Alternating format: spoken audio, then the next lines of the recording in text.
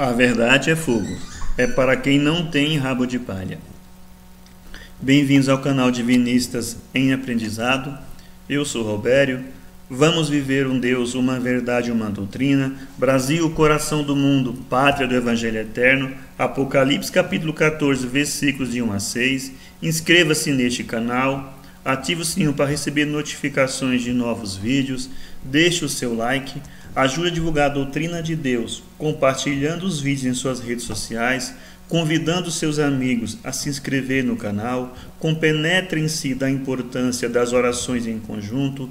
Orar para os outros no meio dos outros faz merecer maravilhas. Procure um grupo divinista em sua cidade e participem.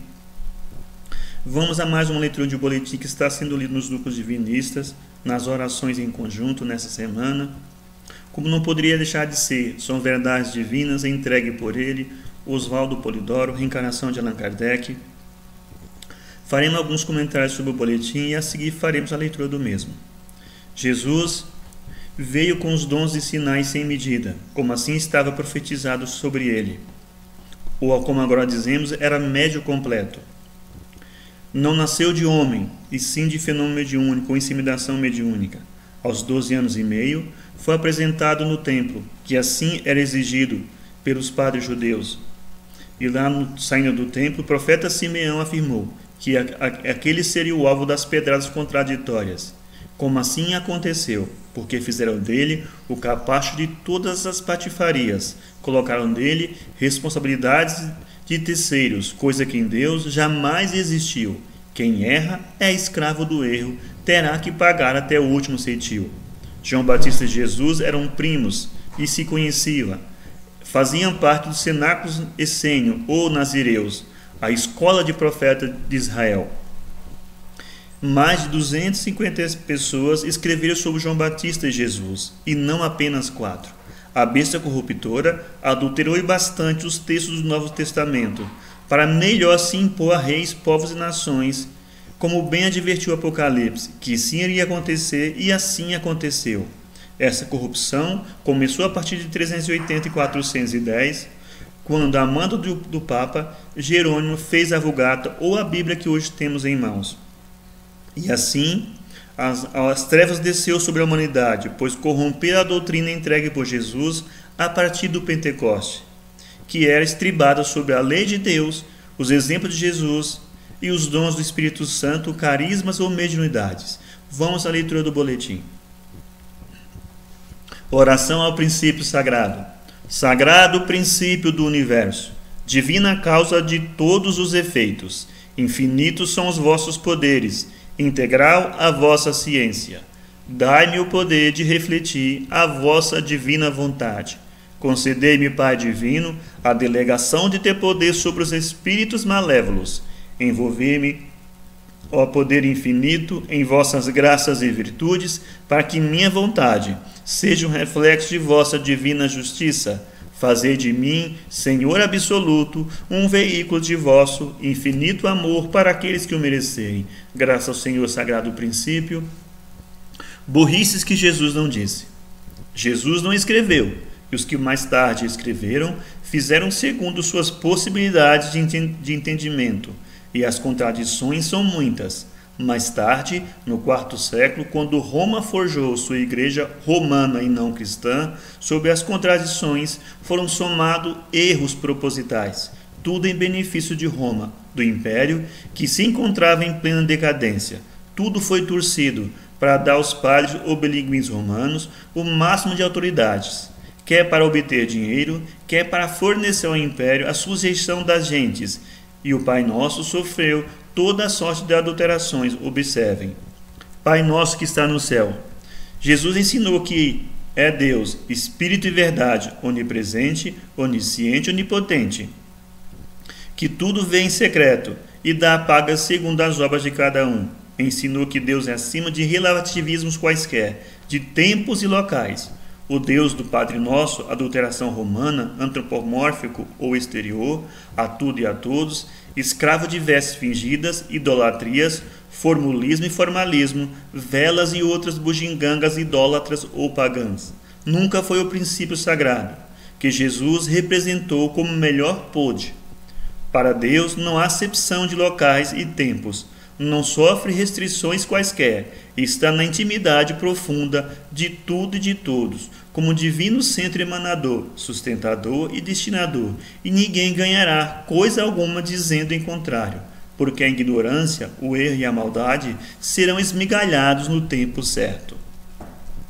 Santificado seja o vosso nome. Se Deus ou seu nome dependesse da santificação dos homens, estaria perdido. Jamais Jesus diria semelhante burrice. É por demais estúpida essa proposição para merecer mais atenção. Venha a nós o vosso reino. Foi o mesmo Jesus quem proclamou que o reino de Deus está dentro de cada um e que não virá com mostras exteriores. Tudo depende do desabrochamento interno dos espíritos. Ademais, qualquer tolo pode saber que marchar no sentido da verdade, do amor e da virtude é obrigação do espírito, porque em Deus não há falha, e tudo em princípio por ele é eterno, perfeito e imutável.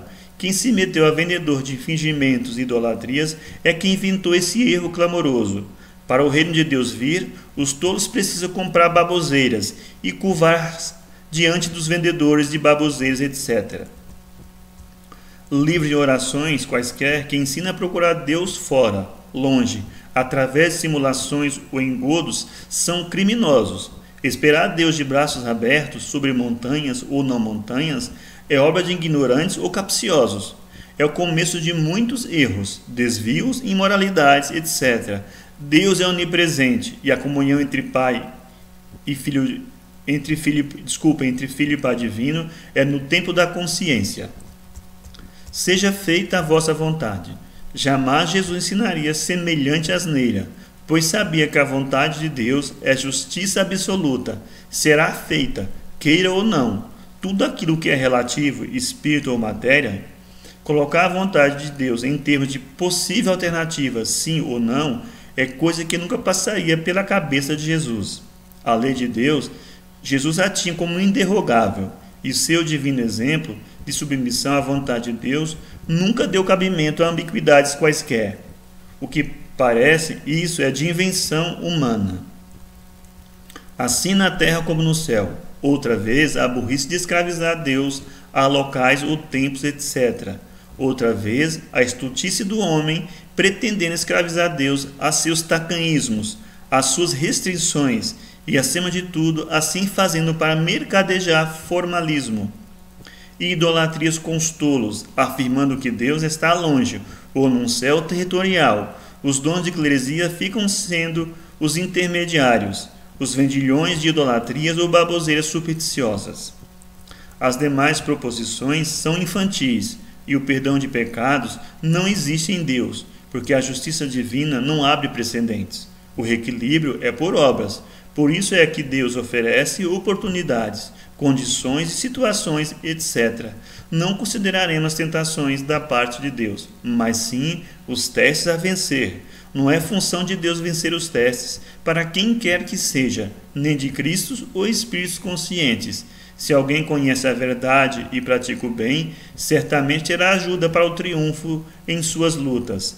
Deus dá os elementos, mas a realização tem que ser do espírito. A tentação interior é sempre pior do que a exterior, entendam bem. Portanto, que ninguém culpe a Deus ou a quem quer que seja pelos seus descuidos ou vontade proposital de entregar-se ao erro. Isso é que Jesus ensinou.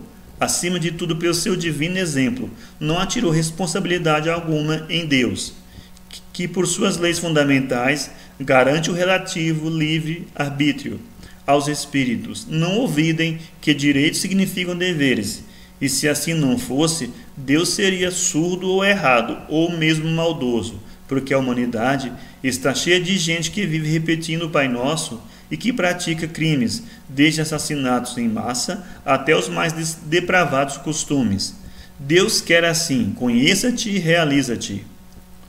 Cumpre saber e realizar, primeiro, o que diz a lei de Deus, porque é determinação do princípio emanador, Deus, o Pai Divino, que tudo rege por leis fundamentais. Segundo, O que Jesus exemplificou por seu exemplo de conduta, jamais salvador ou redentor gratuito de quem quer que seja.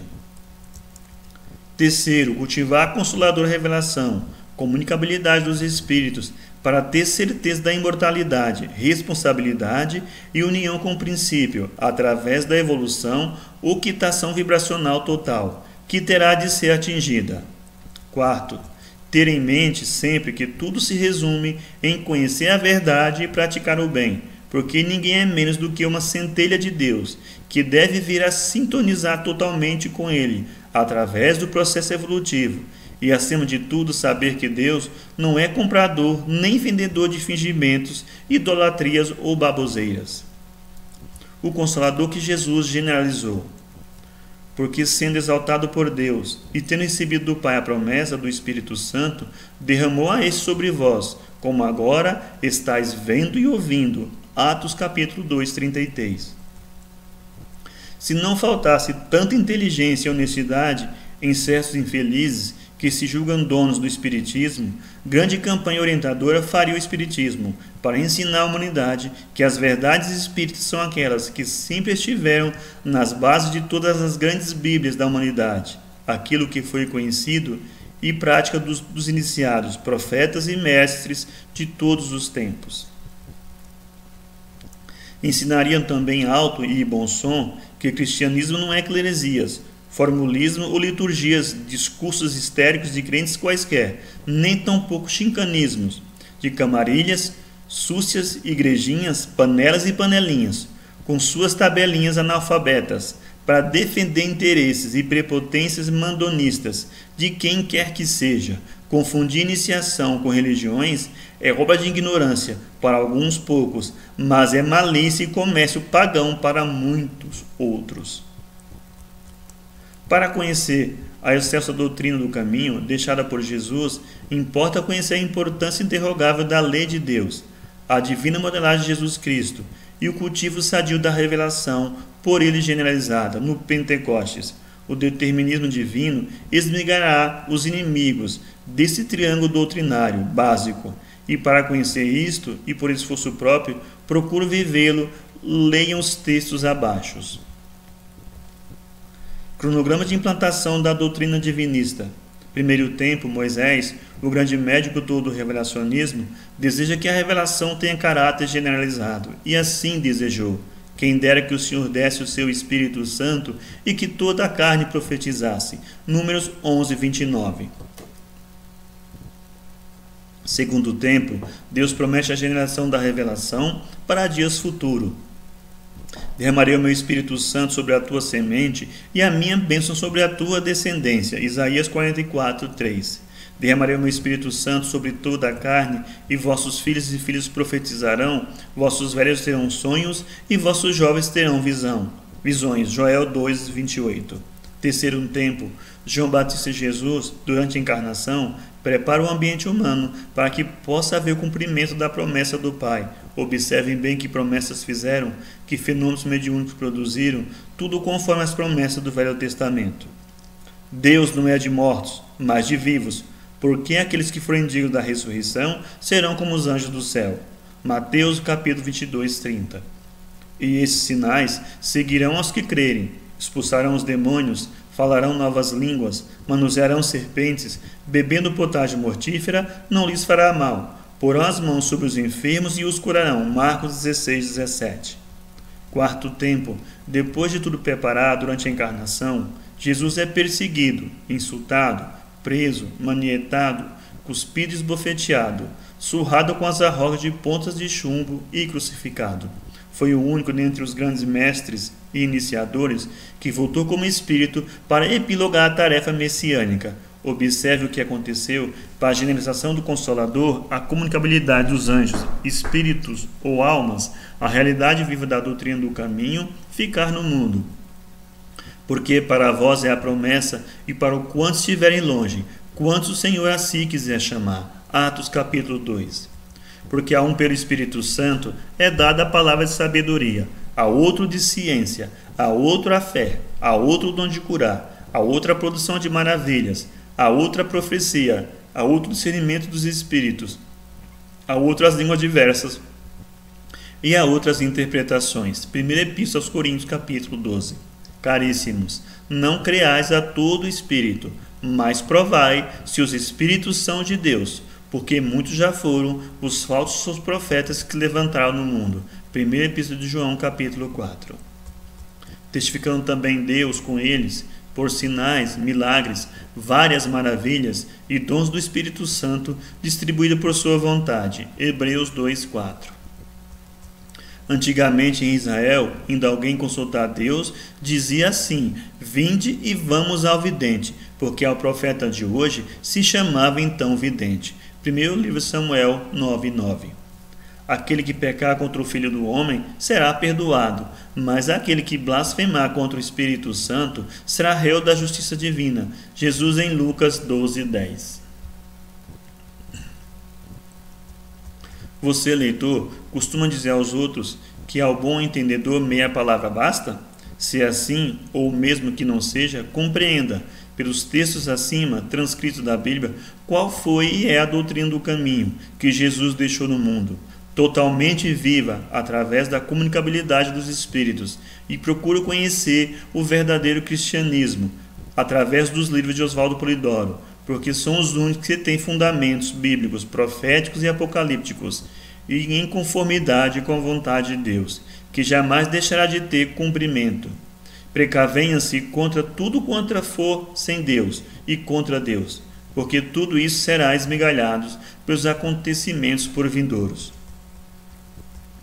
Código moral inderrogável. Primeiro mandamento: eu sou o Senhor teu Deus, não há outro Deus. Segundo: não farás imagens quaisquer para as adorar. Terceiro: não pronunciarás em vão o nome de Deus. Quarto: terás um dia na semana para descanso e recolhimento.